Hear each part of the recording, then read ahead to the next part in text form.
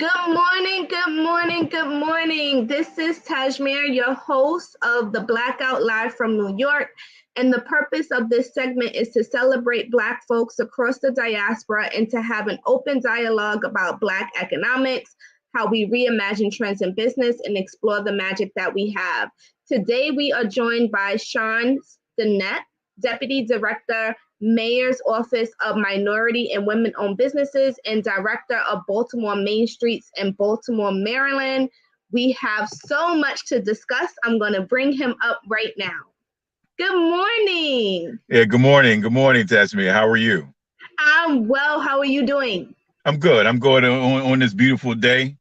Feeling very energized. You know, CIAA tournament is coming to Baltimore starting on Monday. So, hey, we're ready to go. We're ready to showcase what the real Baltimore is all about.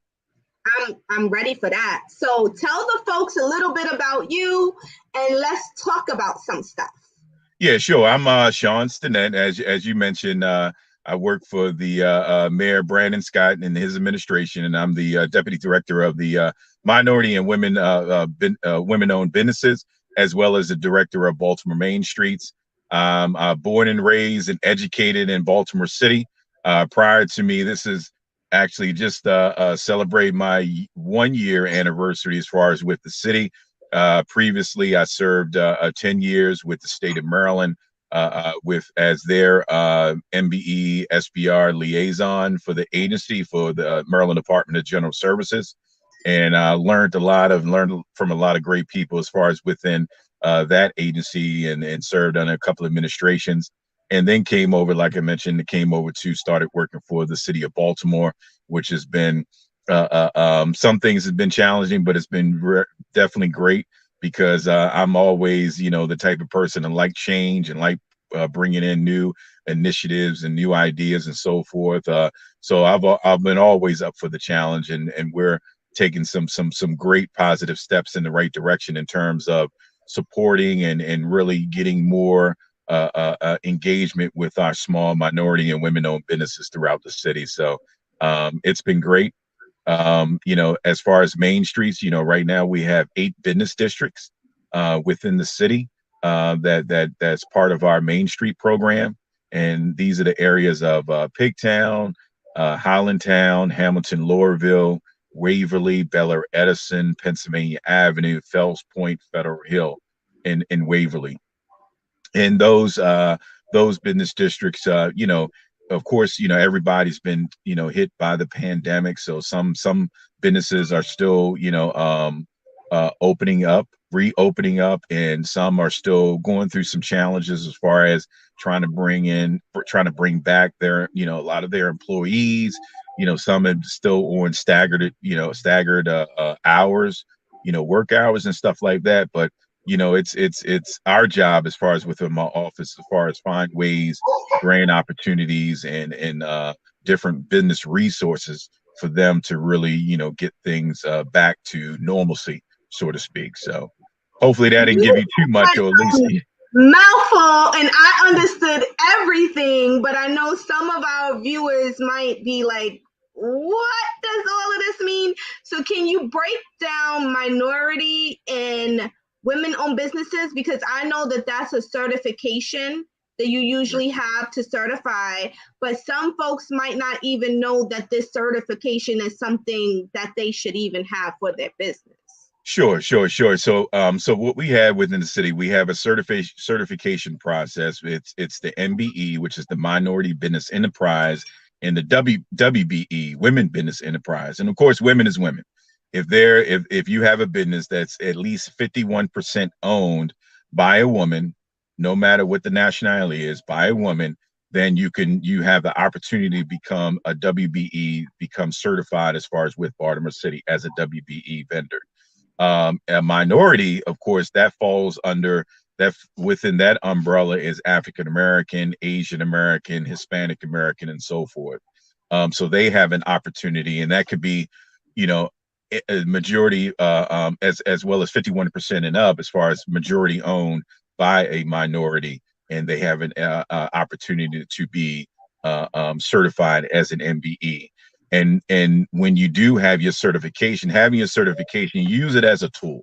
It doesn't guarantee as far as that, we're going to knock on the door and say, hey, MBE, here's a contract for you to take. No, of course, there's a series of you have to do your due diligence as far as when you have that certification, do some outreach as far as to people that are bidding as prime contractors, who has those contracts that actually are calling for a MBE and WBE participation.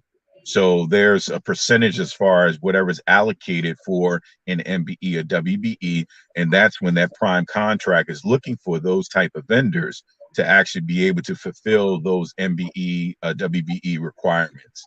And that's why it's good to use that resource. However, I do want to say that if the goal is when you have that MBE, WBE, to get enough experience as far as under your belt that you can eventually bid as a prime contractor yourself. That's the goal, not to go throughout the years as just as a subcontractor for the duration of the length of your business. But no, the goal is to get the needed resource as far as to become an MBE or WBE, and then eventually get enough experience under your belt to eventually be able to comfortably put yourself in a position to bid as a prime contractor and bid on those contracts. And then you can also count yourself towards a small portion towards that MBE, WBE goal. Now, do you have to be physically in Baltimore, or do you just have to do work with Baltimore in order to get the certification? Yes, you have to be within the Baltimore City region of Baltimore City. And of course, it's Baltimore City, Baltimore County, Carroll County, Queen Anne's County, and so forth. So you have to have that business entity needs to be inside of that Baltimore City region in order for you to apply and get approved for your MBE, WBE certification. Okay, perfect. So I think we handled all the So folks, if you do not have your MWBE certification or you are in Baltimore, you need to go get it so you can be able to use it as a tool, as Sean said, in order to advance your business. Now, moving on to the main streets, I'm always interested in main streets because my professional background is that I worked at a business improvement district here in New York. So what are main streets and why should people really be interested in that whole ecosystem that's happening? Well, to really make it very, very simple, just, main streets, our main streets, like I said, we have 8 business districts, 8 main street programs in the city so far, and we're looking to expand. It's just all about as far as us having enough money that we can allocate it to assist in the development and just the stability of that main street program in that particular area. But our main street areas, everybody has a different taste, a different flavor, which I always say. So it's like it's a business and community within one. Of course, the main focus is the businesses within that section of that particular neighborhood. And I've always mentioned like Highlandtown is one of our great areas that has that good mixture of businesses, of different types of businesses, whether it be in, food services, Highlandtown is very fluent when it comes to the Latino population, along with a mixture of Black and white, so you have a different flavor of businesses that cater to everybody within and surrounding that community. So that's as far, that's the sort of the imprint or the word escapes me when I'm trying to say, but at any rate, but that gives you a sort of a flavor of what that area is about. But then you can go to another area, say like Fells Point, and you see the water, you see, other more 5-star restaurants and so forth. You get a different flavor of things. So it's like I said, every main street area brings a little bit of different, but it's a combination of residential as well as commercial as far as the mixture of those two entities blending together to make a neighborhood. So what are some of the challenges that you find in managing these multiple main streets that fall underneath your leadership? What are some of the challenges that you have seen? Well, the main challenge was, because of course, we're still dealing with the effects of the pandemic. Excuse me. We're still dealing with the effects of the pandemic. So it's like, particularly my Main Street managers and executive directors who are doing the day to day at their prospective sites, they're trying to, bring in more money as far as operating costs, or, we try to make sure that, sometimes it's unfortunate that we experienced some businesses that has to close because of they just didn't have any revenue coming in, and the pandemic just sort of wiped them out because employees had to leave and had to find other jobs, or of course, unfortunately, file unemployment and so forth. So then we had to sort of try to recruit new businesses that either wants a change of scenery, or even new businesses that actually started at home because people were home and had to think of some means of bringing some money into the mix, and try to recruit them to actually come in and move into these empty storefronts, empty vacants that we have. So because that's the one thing that's an eyesore to myself and to our managers, that we have. We're advertising, hey, come to shop at one of our town, Pigtown or Fells Point and so forth, but we don't want people to come and see vacant storefronts. So that's been a challenge in really trying to bring people in, which is slowly but surely is happening. Just like, I mentioned to you this morning, later today, we're going to do a grand opening of a business, Zeke's Coffee. Now, we have a Zeke's Coffee in our Hollandtown, and they wanted to expand, and they were able to expand to now Pigtown. So we're going to do an official grand opening because they expanded their, added on an additional location and had gone to Pigtown. So we're going to celebrate that, later this morning. But all in all, I think that's the challenge that we have it's been that pandemic, and then it's also just communication. When I came in, that I think that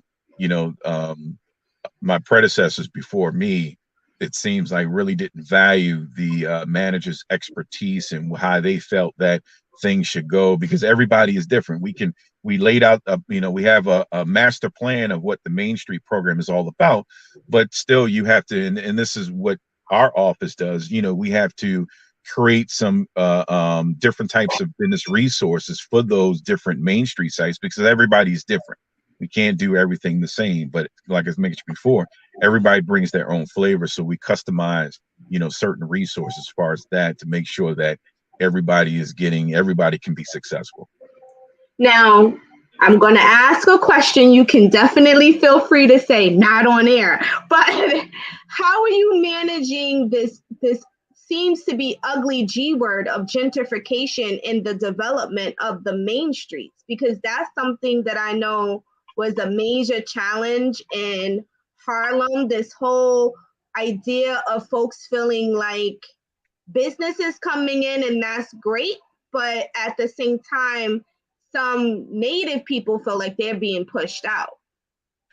Yeah, well, I guess I won't get too far into that, but my thing is, I'm a strong, and that's why I'm here working for the city of Baltimore. Very strong supporter and advocate in terms of Black businesses. We live in a majority Black city. However, my job is to, cater and to support everybody, no matter what, if it's either, Black, white, Muslim owned, whatever type of business. As far as when we know that it's a service that individual is providing for a certain community, or just for the city as a whole, we're here to support. My office will support as much as we can. I try not to get into all in that dynamics and everything, but I know that I go double time when it comes to minority and women owned businesses, because in some areas, it has been sort of isolated or left out, where some people may say, but I make sure that I do my every due diligence as far as making sure that they get the needed information and being able to, engage and participate in every opportunity, just like everybody else. So, but my goal is to support everybody, particularly, our more deserving of minority and women-owned businesses. Thank you for that.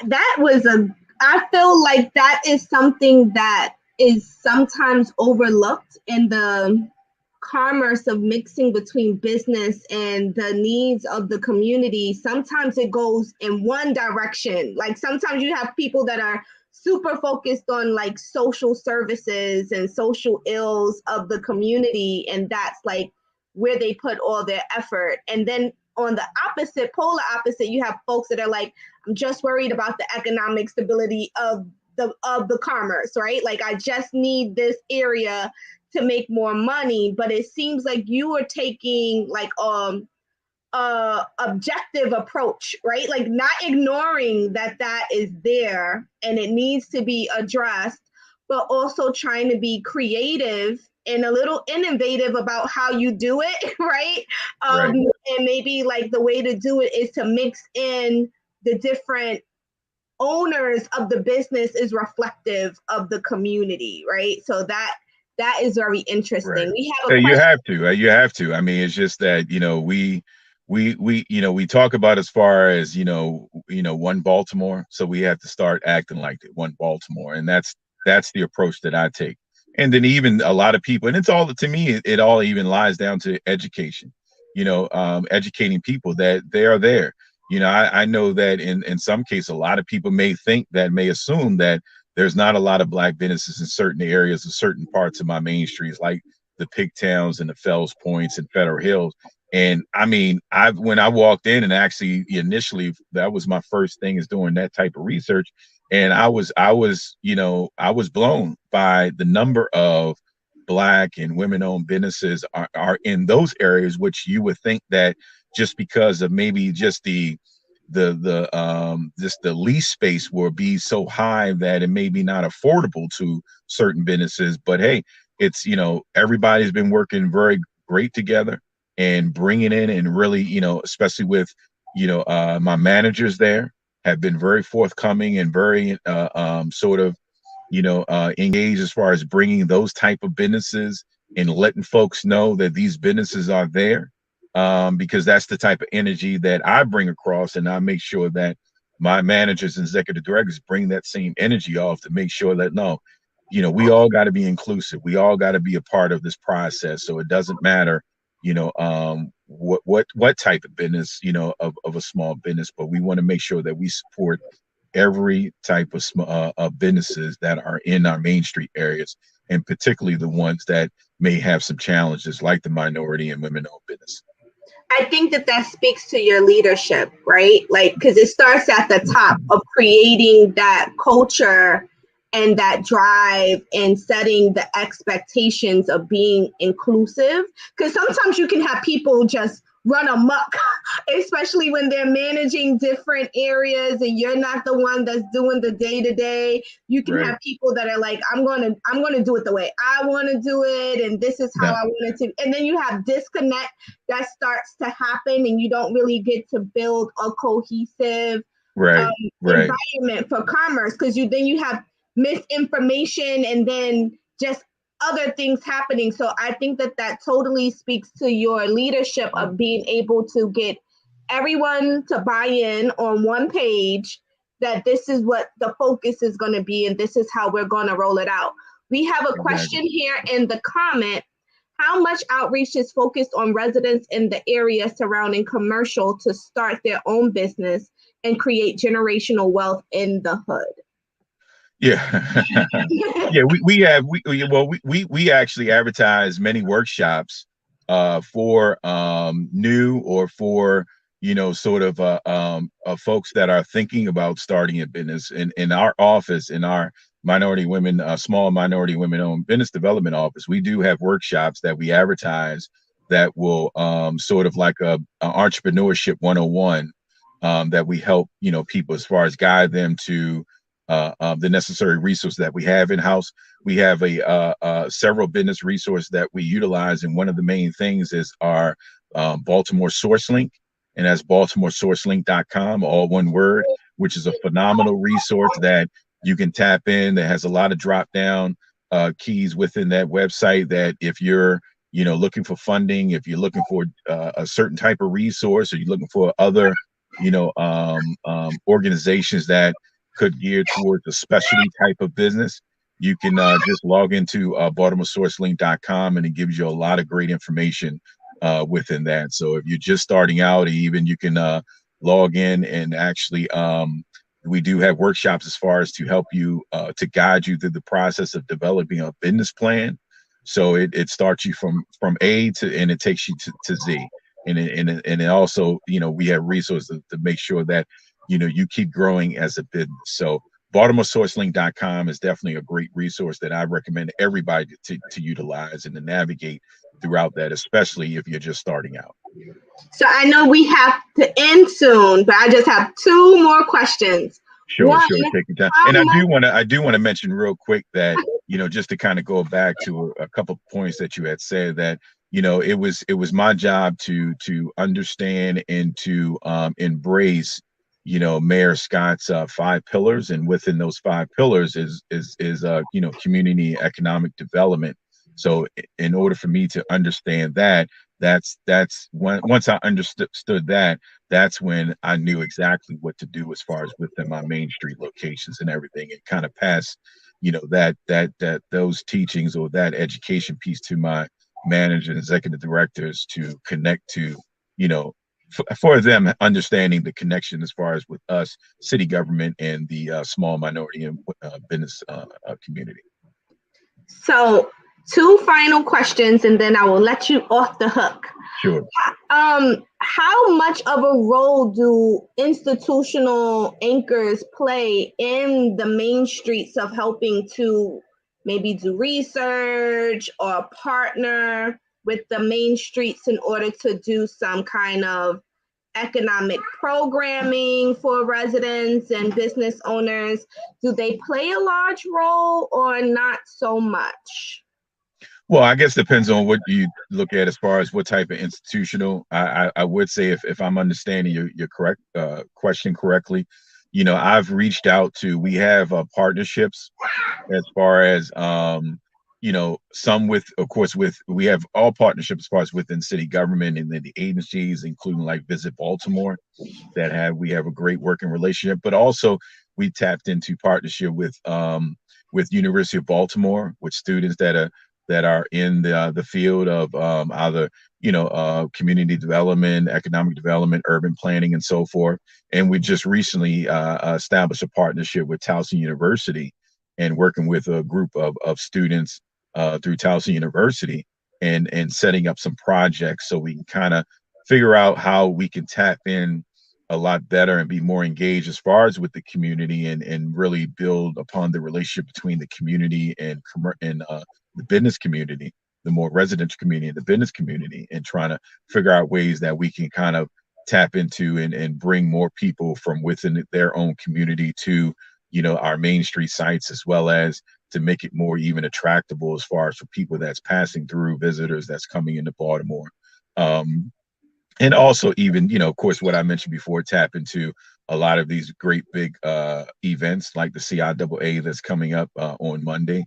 But we tried our best as far as to partner with a lot of organizations in terms of that, and also even organizations that could help us deal with maybe, some issues or concerns a lot of the business owners have, like the public safety and like, trash and so forth. We connect ourselves with some grassroots organization that may be working with kids and cleaning things up, or getting them involved as far as even thinking about entrepreneurship and so forth.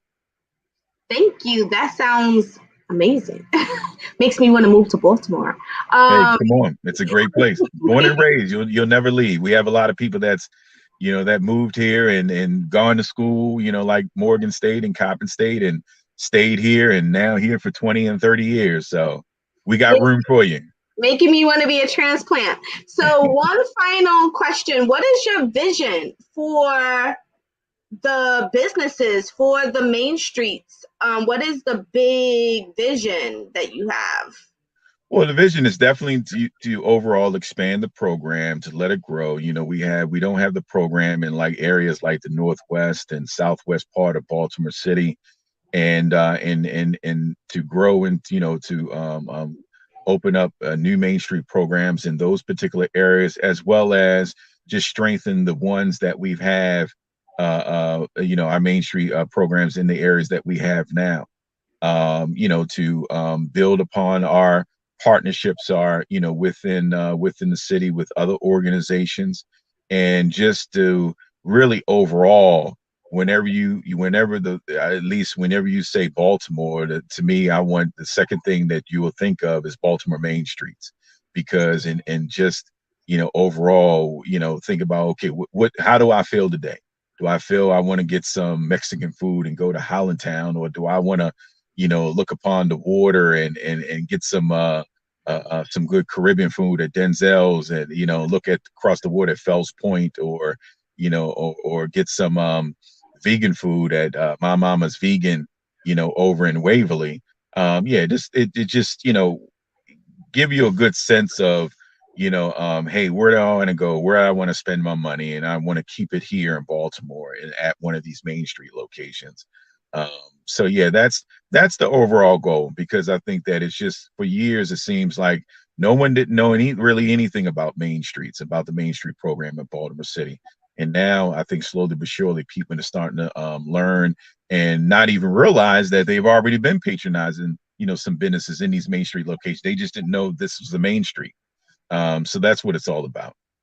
And so how can people connect with you if we have some native Baltimore folks that are like, hey, this was great. I want to figure out how I could tap in. How do I connect? How do I become part of a Main Street? Maybe I want to open up a business and put it in a Main Street. Maybe I want to partner with Main Street director. How can people connect?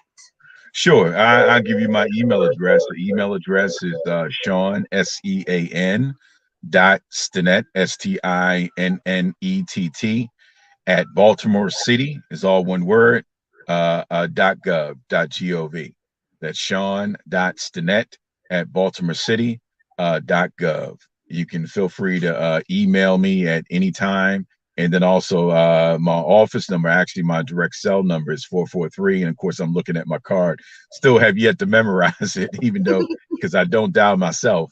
But 443-642-0671. That's 443-642-0671. Feel free to, it's always best to text me, because I'm always, engaged, or at just like, later today, be at a grand opening and so forth. So it's always to text me, let me know who you are, exactly what kind of information you may be looking for. And then will set up a meeting, of course, via Zoom. And then so I can get a full idea as far as exactly what you want looking for, so I can make sure that I cater the specific information to you and get you started. So a couple of things, BaltimoreSourceLink.com, and of course my email address, Sean.Stinnett at BaltimoreCity.gov. Thank you so much for joining us today. We have to have you back. We had so many people viewing. I'm sure that they have questions for you. So when you have time, we'd love to have you back on the show, and maybe some folks can ask their questions. Great. I appreciate you. Love my family up in New York. My grandfather was from Jamaica, Queens, so love the place. Yes, yeah. Enjoy your ribbon cutting today. All right. Hoping to see these Main Streets breaking trends in the urban community and serving as kind of like highlights of what other Main Streets can be doing across the nation, because we always watch it. Right. Got it. Enjoy your day. Enjoy your day as well. Thank you, and I appreciate the opportunity. No problem. Take care. This has been Tasemere, your host of the Blackout Live from New York. For the past couple weeks, we've been talking about a lot of stuff: urban planning, urban development, community engagement. And the reason why is because in the cities that we live in and the communities that we live in, we're impacted by this work. every single day, whether we are planners and whether we know it or not. And so I really wanted to bring that to light. I hope you guys have been enjoying it, and I look forward to seeing you guys here next week, same time, same